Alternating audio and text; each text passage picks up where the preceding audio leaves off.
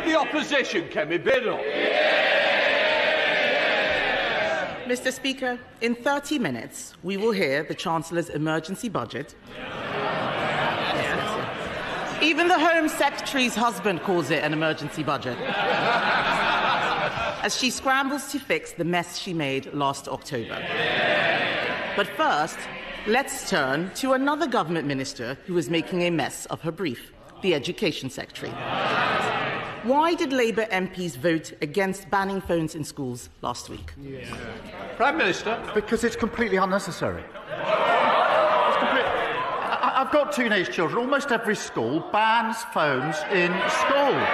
They do it already. We need to concentrate on what's really important here, which is getting to the content that children shouldn't be accessing. That's where I would genuinely like to work across the House, because I think there's a huge amount of work to do.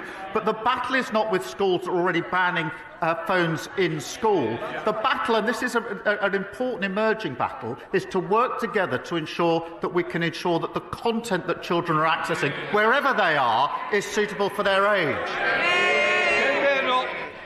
Mr. Speaker, we can look at the content, but if the ban is unnecessary, then why is it that they've started a review? Just last week, his Education Secretary called a ban a bit gimmick, yet teachers and head teachers say the evidence already shows that schools that ban phones get better results. And he's wrong.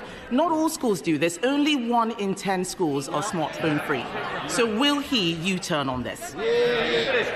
We need to ensure that all schools do this, but the vast majority do. It is really important that we focus on the battle we have to have with mobile phones, which is the content that children are able to access.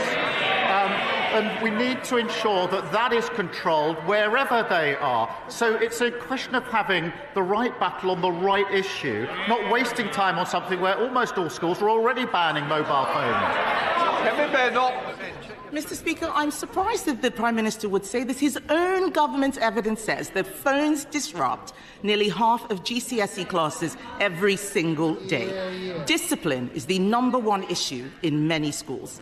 Under the Conservatives, schools became twice as likely to be good or outstanding after going through our behaviour programme.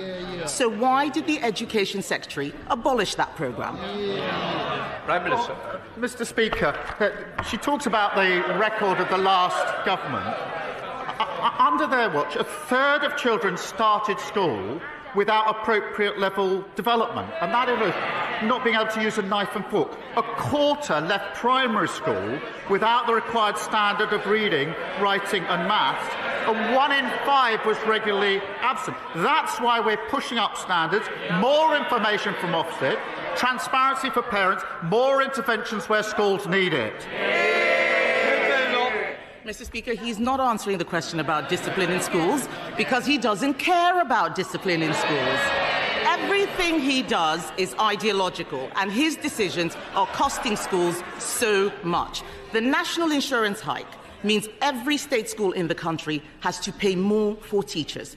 The Education Secretary promised to compensate schools in full for the jobs tax. Why hasn't it happened? Prime Minister. Mr. Speaker, it was Labour that introduced academies. We've pushed up standards. And this is not ideological. I'm a parent of 2 teenage children, both of whom go to a state school. So I'm vested in this, and it matters hugely to me. Nothing ideological about it. That is why we're driving up standards, as we always have done.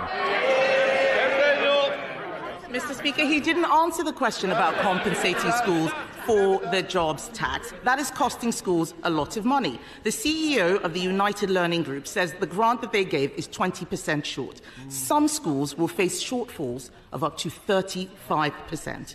Can he guarantee that no teacher will lose their job as a result of his jobs tax? Mr. Speaker, with this government at the budget that put a record amount into our schools, just as we put a record amount into our NHS and into our public services, we were utterly failed under the last government.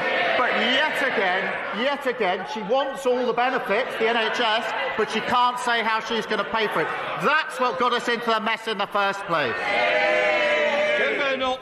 Mr. Speaker, the whole House will have heard that he could not guarantee that teachers' jobs are safe. Not only is he taxing schools, he's also lowering standards. He talks about our record. I'll tell him what our record was. Under the Conservatives, English schools shot up the international league tables, while schools in Labour-run Wales, standards fell. Academy freedoms led to the biggest improvement of standards in a generation, but the Education Secretary is attacking them with her reforms.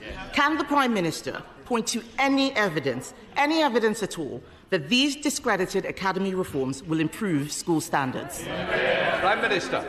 Yes, take the example of schools going into academies. The vast majority of schools are already academies. Therefore, we need to think again about what we do about failing schools that are already academies. We need to go on to the next chapter. And they never take the big decisions, and that's why we ended up their record. Open borders, which she was the cheerleader for, a crashed economy, mortgages through the roof, the NHS on its knees, hollowed out armed forces, and what have we got already under this government? 2 million extra NHS appointments, 750 breakfast clubs, including one in her constituency, record numbers of people being returned who shouldn't be here, and fully funded increase in defence spending. That's the difference a Labour government makes.